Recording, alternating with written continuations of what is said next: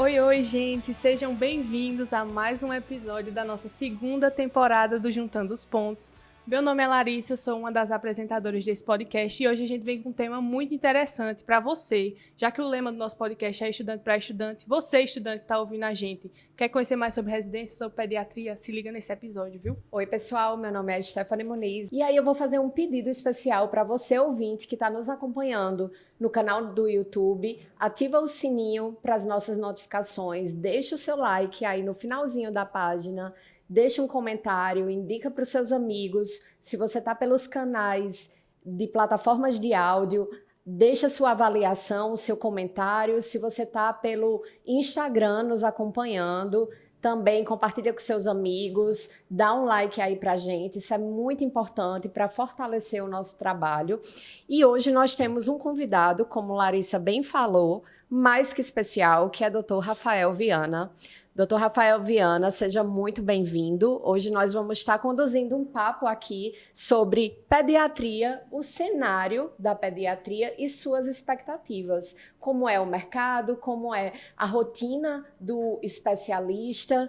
E para conduzir esse papo, vamos conhecer um pouquinho melhor o Dr. Rafael. O Dr. Rafael, ele é médico formado pela UPE, é pediatra pelo Hospital das Clínicas da UFPE, preceptor da residência de pediatria do IMIP e preceptor do ambulatório de pediatria geral no CAS pela Uninassal. Dr. Rafael, seja muito bem-vindo. Obrigado, Sté. Obrigado, meninas. Obrigado, pessoal e equipe. E para todo mundo que está ouvindo a gente. É sempre um prazer falar de pediatria, porque, assim, sou louco pela minha profissão, tanto como médico e ainda mais com pediatria. E é massa estar aqui com vocês também hoje. Muito obrigada. E para começar esse papo, Dr. Rafael, a gente queria saber um pouquinho sobre sua história de vida, por que inicialmente escolheu a medicina, para a gente poder chegar lá na pediatria. Beleza. Senta que lá vem a história, né? Porque não foi direto e reto, porque, na verdade, eu não queria, inicialmente, na minha vida, medicina. Nunca pensei em fazer medicina, assim, pelo menos ao longo do colégio. Eu sempre fui mais, na verdade, muito de exatas. Aí eu sempre gostei muito de matemática, muito, muito, muito. Sempre fui muito de física. Gostava de biologia, um pouquinho do lado, gostava de química também, tranquilo. Mas até o meu círculo de amizades mesmo no colégio era quase todo de exatas. E lá em casa não tem ninguém da área de saúde, assim, além da minha avó, que foi enfermeira, mais ninguém, sabe? Tem primos distantes e tudo mais, mas eu nunca tive uma influência muito direta para fazer medicina. E ao longo do início do ensino médio, realmente no primeiro ano, foi brotando dúvida se realmente era engenharia, porque, beleza, eu adorava fazer cálculo e as coisas no colégio e, assim, e fazer as tarefas, era tudo muito bem, beleza. Mas eu nunca consegui me imaginar fazendo aquilo no dia a dia, porque também, cabeça de criança, né? Eu sempre me imaginava num escritório fechado fazendo cálculo para mandar para alguém para fazer as coisas que eu não achava, enfim, que ia ser muito legal. Aí, obviamente, a pessoa não entende nada do que vai fazer mais na frente, né? Aí, ao longo do primeiro ano do ensino médio, fui conhecendo algumas pessoas que, por conta do meu irmão mais velho, ele tinha contato, que queriam, estavam começando a fazer medicina e começou a, enfim, ter realmente curiosidade e acabei procurando um pouco mais e acabei me interessando e achando, assim, realmente começando a me ver muito mais fazendo isso. E chegou um ponto que eu acho que foi a única coisa realmente que eu me via fazendo.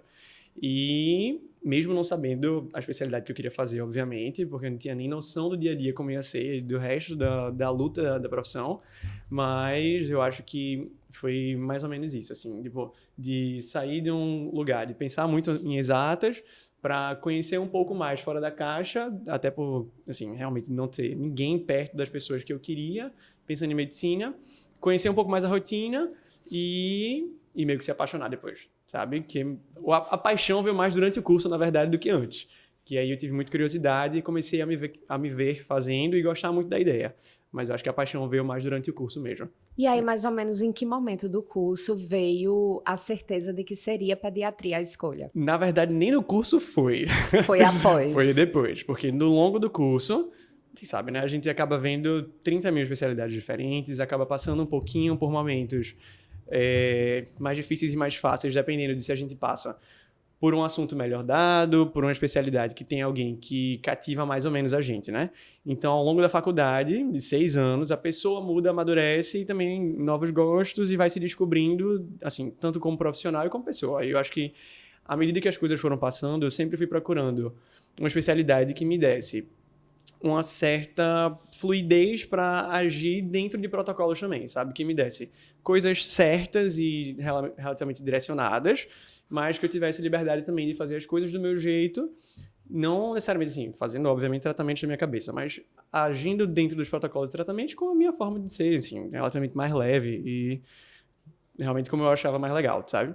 E a início veio, pensei em ginecologia obstetrícia, pensei em psiquiatria, passei muito tempo da faculdade pensando em medicina de família e comunidade e entrei na faculdade sempre dizendo assim, não, a pessoa entra pensando em cirurgia, né? Não, fazer cirurgia, uma coisa assim do tipo.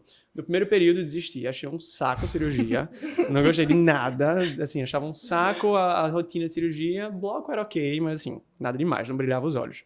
Aí eu vi logo que era clínica. Na parte de clínica, eu acho que foi mais ou menos no 6º para 5º período, que lá na UPE a gente vê coisa realmente mais de saúde da criança, que eu, tá, é legal. Bom, mas a gente na UPE não tem muito forte, porque a nossa pediatria, agora que está melhorando um pouco mais, que entraram novos professores no concurso, mas na minha época não tinha muito. E no internato, realmente nos últimos 2 anos, eu comecei no internato por medicina de família, o meu rodízio foi incrível, eu fiquei, não, beleza, tô aqui.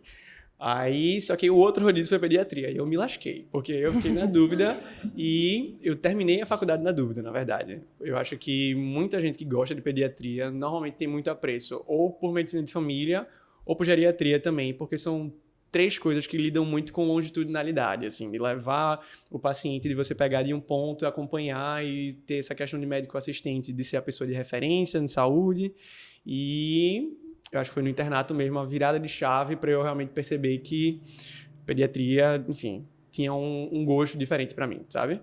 E enquanto eu estava trabalhando, eu trabalhei um pouco com pediatria de plantão, mas eu tinha muito medo por não ter a especialidade ainda, e trabalhei um pouco mais realmente com a atenção primária. E durante o trabalho da atenção primária, eu me vi ansiando mais pelos momentos de atender criança, sabe? Pela relação realmente de estudar esses assuntos mais. E aí eu percebi que, assim, que não tinha volta, e depois eu me dediquei só a isso e estamos aqui hoje. Muito interessante, sabe, professor, ouvir seu relato de vida a princípio, porque aqui, logo no princípio, a gente se apresentou assim, e eu me identifiquei bastante, assim, sem médicos na família, uma pessoa que era de exatas, de repente vem parar aqui e na faculdade encontra, assim, satisfação, né, de se ver ali trabalhando. Outra coisa muito interessante também que o senhor falou, o fato de chegar na pediatria assim, eu gosto de outra área também, porque é algo que muita gente vivencia durante a faculdade. A gente tem contato com as especialidades, só que não de forma tão prática, assim. Às vezes a gente gosta muito da teoria e na prática as coisas são diferentes, assim. E eu acredito que isso é muito para a pediatria, né? Total. Eu acho que, até porque durante a faculdade inteira, a gente recebe muita teoria, mas pouco de prática, dependendo de onde você está cursando, né? Hoje, principalmente, que a gente tem o mercado e o polo médico da gente tão cheio de tantas faculdades e centros universitários, acaba que tem pouco campo de prática para muito estudante. Então, acaba que cada vez mais a gente tende a ter muita aula, ter muita teoria e conhecer doenças e tudo mais, e as coisas como a gente faz, mas pouco de como é a mão na massa. E acaba que quanto mais prática você tem, mais você consegue perceber, né? Porque não adianta você gostar muito do dia a dia, mas não gostar de estudar, ou vice-versa, né? E eu acho que é muito isso, assim, de ter a noção de, no início tá tudo bem não saber, e no momento que você vai encontrando e vendo o panorama geral, encaixar as peças, sabe? Eu acho que é mais por aí. Eu tenho a impressão, às vezes, de que na PED, muita gente que entra já chega assim, meu Deus, meu sonho de criança é ser pediatra. E é muito interessante ver um pediatra falando assim, olha, eu me descobri durante a faculdade, eu vi que eu gostava, porque muita gente já chega com isso, assim, a minha pediatra de infância, eu admirava ela tanto que eu entrei na faculdade por conta dela, assim, sempre tem uma história assim que eu já percebi que é meio patrão. Não, a pessoa não queria nem medicina, vai pra medicina, não queria nem pediatria, não queria nem clínica, aí vai pra clínica, aí não queria nem pediatria, vai pra pediatria, né? Aí do nada. Mas é muito isso, assim, é muito de sentir e se encontrando mesmo. Eu acho interessante também que o senhor falou um pouco sobre sua trajetória, assim, até a residência. E eu queria que o senhor comentasse um pouco mais. Como foram suas escolhas, assim, pós-formado até a residência e suas perspectivas, assim mesmo, durante a residência sobre a pediatria? Entendi. eu acho que, assim, primeiro, eu acho que o estudo da residência eu foquei um pouquinho mais tarde, na verdade, porque hoje eu acho que muitos se começam já desde o início do internato, até um pouco antes, as pessoas fazendo curso preparatório, alguma coisa assim do tipo. E como eu fui segunda entrada, meu fluxo normalmente da faculdade seria um pouquinho diferente, né? Do que eu terminaria a faculdade em junho, julho, seria 2020 no caso, para no fim do ano, início do ano seguinte, cursar a prova, né? Para entrar no outro ano na residência. Aí, acaba que eu deixei o meu primeiro ano do internato, que no caso foi de 18 para 19, do meio de 18 para meio de 19, realmente mais para focar no internato, sabe? Para construir base, para entender muito mais. Realmente o início, assim, da prática mesmo, né? Para tentar botar a teoria que a gente vê tanto e conseguir começar a encaixar. Porque eu acho que é realmente a forma de ensino que rolou mais para mim, sabe? À medida que realmente eu entrei no início em 2020, que seria o último ano da faculdade, né? Os últimos 6 meses para pegar o ano de preparação para residência, que eu comecei a fazer curso preparatório, e que aí eu fiz o médico residente, e que naquela época, e ainda hoje né? Basicamente só online e tudo mais, é o que cabia no meu orçamento também. E fui, enfim, além de mesclar com os assuntos realmente do internato, ia tentando focar na residência também. Só que no meio do caminho teve uma beleza de uma pandemia, né?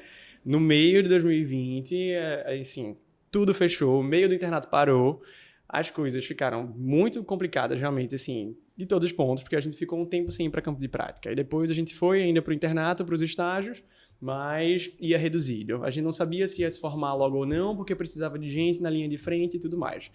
E nesse período específico, dos último mês de faculdade, principalmente, o rendimento caiu absurdamente, né? A pessoa fica assim, pilhada, ansiosa, consigo, preocupado com os outros, expondo todo mundo, enfim, um caos emocional e organizacional, né? Mas aí, a minha turma, se eu não me engano, foi a segunda do estado a adiantar a faculdade. Eu acabei me formando 1 mês e meio para quase 2 meses antes. E, com isso, jogado assim em plena pandemia, plena né? pandemia, exato, né? Aí, e tudo que vocês já ouviram e conhecem, né? Assim, de ficar em plantão durante 6 horas lá dentro, enfornado, com 2 capotes, face shield, a maldita face shield, com N95, calor, suado, não sei o quê, para depois sair durante 30 minutos e voltar para ficar mais 6 horas, e emendar um plantão no outro, gente que não lhe rende porque adoeceu, você que não rende os outros porque adoeceu, medo de adoecer outras pessoas. Então, foram assim, além de toda a ansiedade de você sair de um ponto de estava pronto para fazer determinada coisa que eu me organizei. Fui tudo isso jogado pelos ares, ser jogado num ponto que eu não estava assim, me sentindo realmente na maturidade certa para ser médico e tendo a obrigação de amadurecer de uma hora para outra e ainda tendo que cuidar de mim, dos outros que estão perto, com medo de contaminar outras pessoas e ainda com a preocupação da residência mais na frente. Então, assim, uma bagunça. Mas, depois de alguns meses, a pessoa se organiza, consegue pelo menos tentar organizar os trabalhos e uns 2 meses depois disso, aí eu voltei às aulas e focar um pouquinho mais nas provas, sabe? Então, em meio a tudo isso, começou o preparatório para a residência, né? Exato. Assim, veio antes, estava direitinho, parei alguns meses e voltei. Aí, ao longo dos trabalhos, mesmo tentando trabalhar muito, cuidando de casa e tudo mais das coisas, consegui depois retomar os estudos e ir mesclando. E assim, aquela coisa de estudava quando dava.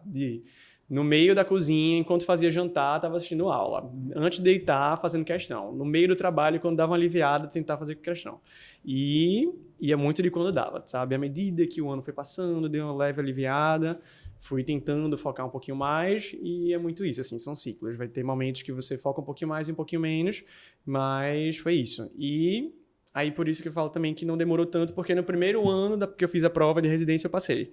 Aí, também não demorei tanto no curso de preparação, sabe? Foi mais ou menos uns 4 meses durante a faculdade e o resto até esperando a prova. Aí, no primeiro concurso, já consegui passar, passei no HC e depois disso... Doutor Rafael, você chegou a falar pra gente qual foi o preparatório que você optou.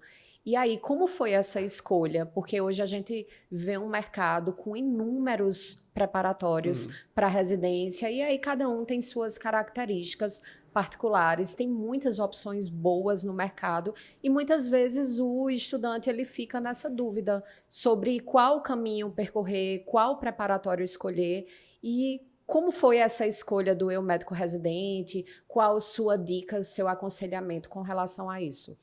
Eu acho que é muito como tu falou, de hoje ter essa gama de opção que você tem, né? Mas eu acho que o foco tem que ser, principalmente, saber onde você quer fazer prova e conhecer a prova que você quer fazer e ter noção, obviamente, de quanto você consegue, né? Assim, porque é óbvio que a gente tem hoje cursos preparatórios bem mais acessíveis e outros menos, né? Que vão depender realmente de custo, porque tem toda a plataforma associada, enfim. Tem várias coisinhas para você escolher e tentar se adequar para a sua realidade. Eu acho que mais do que dizer eu acho que é entender isso primeiro. Saber, assim, qual é o seu foco de prova, do seu lugar, para procurar o curso que mais se adeque a isso, mas o curso que mais se adeque a conhecer aquela banca para a qual você quer passar, sabe? Eu escolhi o médico residente porque na época das opções que eu tinha à minha disposição era o que seria mais centrado e focado na CSPE, da Secretaria da Gente aqui de Pernambuco, porque eu não tinha perspectiva nem vontade realmente de fazer residência fora daqui. Mas a ideia, eu acho que é essa, você querendo São Paulo, querendo Pernambuco, querendo Fortaleza, querendo qualquer prova que seja, é entender exatamente qual é a banca e qual curso vai conhecer mais a banca, sabe? E que se adeque dentro da sua realidade nisso. Eu acho que é mais essa a opção. Sabe, professor, uma coisa que o senhor falou que eu achei muito interessante foi o fato da pandemia, porque eu fui uma pessoa que eu fiz o vestibular, eu estudei para o Enem em 2020. Então, assim, minha cabeça era virada no 280, né? E eu imagino, assim, como deve ser você, de repente, tá no mercado de trabalho, com sua formatura adiantada. Meu Deus, agora eu sou médico, uma situação de caos, e o senhor fez um comentário que eu achei muito interessante, que era assim, eu estudava quando dava, quando eu tinha condições, porque às vezes a gente tá... A pandemia, se Deus quiser, não vai voltar aí, galera. Mas, assim, às vezes chega num momento, né, de tanta bagunça que a gente não consegue manter aquele direcionamento nos estudos, e esse comentário que o senhor fez, assim, dá uma esperança de que, em meio ao caos, há esperança, galera, da gente conseguir. Dá. É só você entender o seu caos e como você se organizar. Aí, isso, assim, foi o que funcionou pra mim, sabe? Então, óbvio que você tem que entender também o seu ritmo de estudo. Não adianta você pegar modelo de alguém que fez assim, assim, assado e trabalha nesse tanto e consegue estudar nesse tanto. Você tem que entender seu ritmo também, né? O meu, eu funcionava tendo trabalho, voltando para casa para organizar as coisas, porque eu tive que sair de casa para não expor minha mãe, meus avós e tudo mais, morar sozinho para conseguir organizar tudo, sabe? E nesse meio tempo também estudar e trabalhar. E estudar para o trabalho. Então, assim, toda uma logística associada. Mas eu acho que é muito de entender seu ritmo e o que é que cabe, sabe? Para tentar moldar a sua rotina de trabalho e sua rotina de estudos e ver o que encaixa. Eu já ouvi de alguns residentes, assim, que o ano que eles estudaram para residência foi o ano que eles mais estudaram na vida deles. Queria saber como foi esse ano, assim, em relação ao quantitativo de estudos mesmo, e também o que o senhor fazia nos momentos off-estudos. O que é que o senhor fazia para distrair sua mente, seus hobbies? Entendi. Eu acho que foi um dos anos que eu estudei muito, mas eu não acho que foi o que eu mais estudei. Eu acho que o que eu consegui estudar realmente mais foi durante a residência. Assim, foi o que eu senti muito mais peso, de fato. Porque durante o estudo para residência, chega um ponto que você vê assim, certo, eu consegui absorver muito conhecimento, mas eu preciso agora focar em prova, entender a prova, e você volta muito para a questão, e o estudo fica um pouco mais direcionado, mais mecânico, para aquelas coisas que você consegue de conhecer a banca. Porque além de saber muito, você precisa saber muito fazer prova. Aí eu acho que tem esses dois direcionamentos que acabam indo um pouquinho mais pro lado da prova, sabe? Mas eu acho que de peso de estudo realmente foi mais durante a residência, pela cobrança realmente, assim, de entender de, caramba, agora é valendo, de que eu tô fazendo algo para construir o que eu vou ser pro resto da minha vida, né? Enfim, o que eu quero de especialidade e tal. Aí eu acho que eu senti mais a pressão do estudo depois, sabe? Antes foi a pressão da prova. Mas acaba que quando a gente está na pressão da prova é um pouco melhor do que, por exemplo, pressão de prova de vestibular. Porque prova de vestibular a gente não passa, não tem trabalho, na maioria das vezes a gente fica em casa, faz rotina de estudo e tudo mais. Quando a gente está formado, não passa na prova de residência, acaba que a gente ainda é médico, ainda tem os trabalhos da gente e, como um adulto normal, a vida segue e a gente reencaixa a rotina, né? Então, eu acho que tem muito disso, sabe? E como era pandemia, a pessoa tinha que sair achando coisas para fazer, né? E isso dentro de casa, sem conseguir sair, sem ver praticamente ninguém. E então foi muito assim, ver filme em casa, certo? Todos os streamings possíveis e imagináveis. Tentar ouvir música, li muito, tentar fazer exercício em casa com o que tinha, com mochila, com móvel, com tudo. E eu acho que foi isso, tentar espairecer à medida que dava, sabe? E eu acho que foi mais isso, porque não dava nem pra ver ninguém, né? Assim, a gente se encontrava de FaceTime, né? Se encontrava de chamada de vídeo, via chamada de vídeo pra assistir coisa junto, pra conversar. E às vezes se encontrava no trabalho. E eu acho que é mais isso, de tentar, dentro do que a gente tem, né, dessas limitações, o que é que a gente conseguia mais. Aí era, nesse momento que estava em casa, tentar um filme, ou música, alguma coisa assim do tipo. E eu vejo momentos como esse, momentos onde a gente acaba se conhecendo também, Total. desenvolvendo o autoconhecimento, né? Porque em meio a todo esse caos, a gente pode considerar que sua aprovação foi relativamente rápida. Claro que para quem está estudando e naquela ânsia de entrar na residência, não é rápido. Mas considerando que muitos estudantes passam, às vezes, até mais de 2 anos naquele preparatório, porque realmente a concorrência ela vem aumentando, foi relativamente rápido em meio ao caos, né, doutor Pois Rafael? não, eu não tinha nem expectativa de passar quando eu fiz a prova. Até porque quando eu estava na faculdade, meu plano era, não vou fazer residência de cara, vou tentar me preparar, se rolar tudo bem, se não rolar, por realmente demandas financeiras e organizacionais da vida, eu tinha programado para fazer inicialmente no outro ano. Mas como acabei adiantando, e em meio ao caos, deu para organizar minimamente, eu não, vamos tentar. Mas fiz a prova sem expectativa, sabe? Assim, querendo, mas assim, estava relativamente resolvido espiritualmente comigo, de assim, se não der, não deu, tá tudo bem.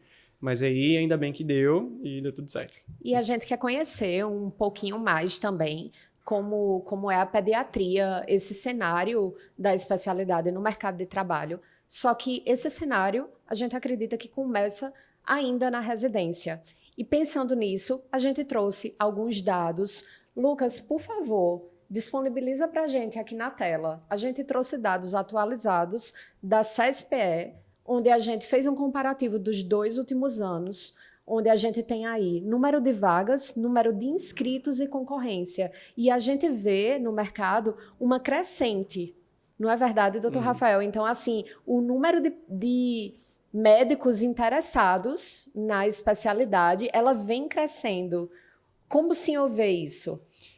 Eu acho que acaba sendo reflexo de algumas coisas. Eu acho que talvez teve uma época, pelo menos quando eu estava na faculdade, que tinha-se uma aura de um certo preconceito também com pediatria por falta de conhecimento, porque sempre foi tida como uma especialidade que demanda muito do seu tempo e que acaba dando pouco retorno. Mas eu acho que se desconstruiu um pouco isso e junto disso também a noção, assim, da gente ter muito mais estudantes também tentando fazer prova, né? Agora a gente tem muito mais faculdade formando médico e agora tem muito mais médico fazendo prova também. Eu acho que é um reflexo de um pouco dos dois, de um pouco mais de conhecimento, ainda bem, da nossa profissão, e um pouco mais gente fazendo prova, sabe? Mas é bom também ver, porque dá uma felicidade, assim, de um coração de ver que as pessoas também têm gosto, sabe? Pela pediatria, de ver Sim. sempre também crescendo um pouquinho, sabe? E isso não se deu aqui só, né? Isso deu em outros estados também, Sim. de voltar a aumentar um pouquinho mais de número. No caso da CESPE, a gente vê que o número de vagas ele se manteve em 58 em ambos os anos, 2023, 2024, mas a gente vê um aumento percentual na concorrência e no número de inscritos, de 212 para 253 inscritos de um ano para o outro, que resulta numa concorrência percentualmente pequena, mas significativa, de 3,66% para 4,36%. Então, aí a gente vê essa crescente. Só que no Enare a gente já tem outro cenário. Lucas, joga o Enare para a gente. A gente comparando aí o Enare os 2 anos, a gente vê que o número de vagas ele praticamente dobrou. Não é verdade? Então, antes a gente tinha 292 vagas, hoje a gente tem 425. Mas ainda assim, mesmo considerando esse aumento do número de vagas, a gente teve também uma crescente praticamente o dobro no número de inscritos. Eu acho que o Enare já tem duas coisas um pouquinho diferentes da CSPE. A CSPE eu falei realmente de um parâmetro, de um panorama muito mais nosso, local, né?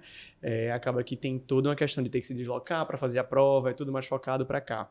Enare, que é um exame nacional, que é relativamente novo, inclusive, acabou de trocar de banca de quem faz a prova, e os hospitais estão aderindo cada vez mais ao Enare, principalmente pela facilidade da mobilidade de vaga dele, né? Porque ele abre Sim. como se fosse uma semana de SISU, assim, do Enem, que ele abre a disponibilidade de acordo com a especialidade que você botou na opção da inscrição, colocar de acordo com onde você quer cursar essa especialidade. Mas mesmo assim, mesmo com esse aumento, a gente vê, obviamente, tem muitos mais hospitais, certo? Mas mesmo assim tem muito mais gente querendo. E eu acho que vem muito disso, assim, do conhecimento realmente da especialidade, talvez desse amor, assim, pela pediatria.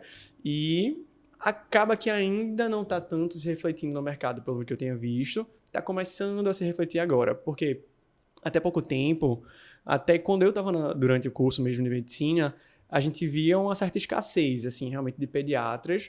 No final já foi melhorando, mas tem uma escassez de pediatria geral, tem sempre muito o foco da subespecialidade, sabe? De sempre passar da pediatria geral, de não ficar na puericultura e tudo mais, e sempre ir para uma endocrinologia pediátrica, uma cardiologia pediátrica, sempre um próximo passo, sabe? E hoje eu vejo muito mais gente com mais gosto e com menos pressa de passar por esses outros passos e, tipo, ter o deleite, assim, de aproveitar cada parte e ficar um pouco mais na pediatria geral, mas também pode depois ir e ainda tem espaço para fazer tudo, sabe? Algumas subespecialidades um pouco menos, mas falando de pediatria geral, que é também o que eu faço hoje, que eu tenho intenção de ficar, ainda tem espaço, sabe? Tanto ambulatorialmente, como em serviço terciário, hospitalar, a gente ainda tem espaço, sabe? E eu acho que essa foi a percepção também das pessoas que estão fazendo a prova de aqui ainda eu consigo me inserir com certa facilidade, sabe? Gostei muito disso. Doutor, eu já tive a oportunidade de lhe acompanhar em um estágio. O senhor deu uma verdadeira aula, assim, pra gente. A teoria, muito interessante, mas eu queria muito saber sobre a prática, assim. O mercado, o que é que o senhor enxerga atualmente para os pediatras, para o pessoal que se interessa pela área, assim, de como é a sua rotina de ambulatório, de plantão, essas coisas assim que muitas vezes a gente não tem acesso na faculdade, sabe? Lari, eu sou uma pessoa que gosta de muita coisa. Por isso que é uma das minhas opções, inclusive, de ficar na pediatria geral. Porque eu não gosto de uma coisa específica a ponto de querer fazer ela o tempo inteiro, mas eu gosto de muita coisa e eu gosto, assim, de sempre mesclar um pouco com as outras áreas, né, que envolvem pediatria. Aí eu faço um pouquinho de tudo. Eu sou preceptor da residência do IMIP, tanto na emergência, como sou diarista da emergência, como sou diarista também da enfermaria. Então, assim, eu passo a diária da evolução dos pacientes da enfermaria de lá. Aí eu também dou plantão de UTI pediátrica, também dou aula na FPS, na tutoria dos meninos do internato da FPS, e além dou aula para vocês também no ambulatório. Aí eu acho que durante realmente a residência, eu queria ter um ano, principalmente no pós-residência, de abrangência maior e de realmente adquirir o máximo de conhecimento e realmente conseguir me firmar mais como pediatra, sabe? De entender mais. Aí, por isso que hoje eu faço um pouquinho de tudo. Assim, eu consigo fazer a enfermaria com preceptoria, eu consigo fazer ensino, consigo fazer um plantão também da UTI e consigo estar na emergência, sabe? Eu acho que é muito de você entender o que é que você gosta. Eu gosto de tudo e um pouco, obviamente, na dúvida, mas assim, acaba que eu gostei muito de construir minha rotina assim. Mas é muito de como você prefere. Eu tenho amigos hoje que só trabalham com ambulatório, só com consultório de pediatria geral e também estão muito bem, sabe? Tenho outros que só são plantonistas, seja de emergência ou de UTI, e também estão muito bem. E tem espaço para os dois. A gente tem ainda uma certa amplitude de serviços abertos, tanto de emergência como de UTI, que você ainda consegue entrar. Até porque tem muitos desses serviços, tanto de emergência como de UTI, que às vezes não tem pessoas com a especialidade, Sim. sabe? Que se formaram há pouco tempo, ou, enfim, relativamente mais tempo, mas que não tem o título de especialista ainda. E tem uma tendência maior do mercado a absorver mais as pessoas, obviamente, que têm título, né? Sim. Principalmente nesse contexto todo da gente, um número crescente de estudantes e de médicos, acaba que a especialidade vai pesar mais, vai começar a afunilar. Nesse momento, a gente sente começar a afunilar, justamente tirando as pessoas que não têm título, sabe? E a gente conseguindo se inserir mais. Eu acho que é muito disso, de entender que existe uma concorrência não só na residência, mas existe concorrência também no mercado de trabalho. Sim. E o quanto mais a pessoa conseguir especializar, obviamente vai ter mais espaço e à medida que isso vai fluindo, você vai entendendo, mas hoje na pediatria, pelo menos, a gente ainda tem espaço, seja para consultório, para ensino ou para plantão, sabe? Esse é um ponto em comum que todos os nossos entrevistados falaram, a importância de uma especialização, de uma residência para o mercado de trabalho, para a gente que vai chegar, né? Mas, assim, dentro das suas perspectivas, eu gostaria muito de saber um ponto positivo que o senhor acha da pediatria, do seu trabalho na pediatria, e um ponto negativo, assim, não só para a gente enquanto futuros médicos, mas também, assim, suas experiências práticas mesmo. Tá. Eu acho que o maior ponto positivo, assim, de longe, são as crianças. Meu Deus do céu. É muito bom trabalhar com criança, minha gente. Vocês não têm noção. Porque, inclusive, um parêntese para vocês verem como é bom. Essa semana, tinha uma das minhas pacientes lá do IMIP que estava internada por múltiplos motivos e tudo mais, mas estava se encaminhando para alta. Ela tem paraplegia por conta de um problema de coluna, da meningomielocele, um disrafismo e tudo mais, e ela tem cadeira de rodas. Tem 8 anos, mas, assim, cognitivamente, o desenvolvimento dela é perfeito. E ela tinha um sonho de fazer uma corrida de cadeira de rodas, porque na escola que ela estuda, ela nunca tinha tido ninguém que tinha cadeira de rodas também para correr com ela. Aí a gente parou a visita, assim, no fim da visita, terminou tudo, a gente organizou uma corrida de cadeira de rodas com ela na enfermaria, com um dos preceptores da gente na cadeira de rodas, para fazer corrida com ela, e ela ganhou. Então, assim, essas coisas são o máximo, sabe? Assim, dá um gosto incrível e é uma leveza muito grande. E também criança, na maioria das vezes, encara as coisas com muito mais leveza, sabe? Sim. Porque a gente tem sempre de colocar uma carga maior, a gente se estressa muito mais, até porque a gente tem perspectivas diferentes, né, de entender a vida. Eles encaram as coisas com muita simplicidade e melhoram relativamente rápido, assim, sabe? Então é massa ver o gatilho virando, delas melhorando e voltando a si, sabe? Então, assim, eu acho que trabalhar com isso é o ponto máximo, assim. E eu acho que de negativo, na verdade, são as pressões e eu acho que de entender também que a gente tá lidando, querendo ou não, com a vida de uma criança, né? Sim. Eu acho que é sempre isso o melhor ponto e o pior, porque tem essa fragilidade de, assim, de alguém que não atingiu seu potencial máximo, de que ainda tem tanta coisa para viver, ou de que foi tão esperada, e de que tem tanto amor e história, tanto prévia, e também ainda de expectativa para surgir, sabe? E você lidar com isso numa perspectiva de um paciente mais grave, ou algo que pode limitar essa expectativa dos pais, sabe? Eu acho que muita gente fala que o ponto negativo é muito de lidar com família, das dificuldades de conversa. Sim. Mas eu acho que, na medida que você sabe, se põe com afirmação, entende o que você está fazendo e passa com segurança para a família, eu acho que isso é a dificuldade de qualquer especialidade, sabe? De se afirmar e entender a necessidade de determinado plano terapêutico. Eu acho que é muito mais de você entender a dificuldade realmente, o ponto negativo, a fragilidade de com quem você está lidando, sabe? Sim. É alguém que tem muita força e dessa coisa de, assim, de querer viver e tudo mais, muita leveza, mas ao mesmo tempo é alguém que vem com uma carga muito grande, que dá uma pressão maior, acho, no trabalho. Interessante que o senhor falou, e a gente rodando no ambulatório percebe muito isso, que criança melhora de um dia para o outro. E outra coisa também na prática que eu percebi, o quanto eles aprendem as coisas muito rápido, assim, de um dia para o outro, já é outra criança, já está em outras condições. É esperançoso, assim, é muito interessante ver essas outras perspectivas, porque, em geral, quando a gente escuta outros preceptores falando sobre a pediatria, vem muito com isso dos pais, dos avós, da responsabilidade, de todo mundo falando, porque é uma vida de uma criança, né? Eu acho que é entender isso, assim, que sempre a criança vai vir junto de alguém, né? Sempre vai vir com algum responsável, nem quando a gente tá no ambulatório, na enfermaria, nem nada do tipo, vai ficar sozinha. Óbvio que, dependendo da idade também, quando a gente tem adolescentes, por exemplo, atendendo no consultório, a gente tem momentos de que a gente precisa de consulta em 2 tempos, que a gente fala, de ter a consulta junto do responsável e depois a consulta só com a criança, né? Só com o adolescente, que vai ter outras conversas que a gente precisa ter, até também porque já vai ter uma autonomia maior, vão ter coisas que podem estar para entrar muito na relação médico-paciente, a gente respeitar também o sigilo e para a gente conseguir entender melhor o contexto. Mas é sempre entender isso, de que, assim, vem junto a responsabilidade de cuidar de uma família, de um núcleo, sabe? E a criança sempre traz um contexto junto. Mais fácil ou mais difícil? Que às vezes facilita o trabalho da gente, mas muitas vezes também pode dificultar. A equipe do Juntando os Pontos informa que este episódio enfrentou problemas técnicos no final da gravação. Pedimos desculpas por qualquer inconveniente e agradecemos a compreensão de todos. Estamos trabalhando para evitar que situações como essa se repitam, garantindo sempre a qualidade que vocês merecem. Agradecemos por nos acompanharem e contamos com vocês nos próximos episódios. O podcast Juntando os Pontos é uma realização Uninassal Boa Viagem. Participaram deste episódio Dr. Rafael Viana, Stephanie Muniz, Maria Larissa Mello. Produção: Stephanie Muniz, Maria Larissa Mello, Ana Beatriz Teixeira e Lucas Andrade. Edição: Lucas Andrade.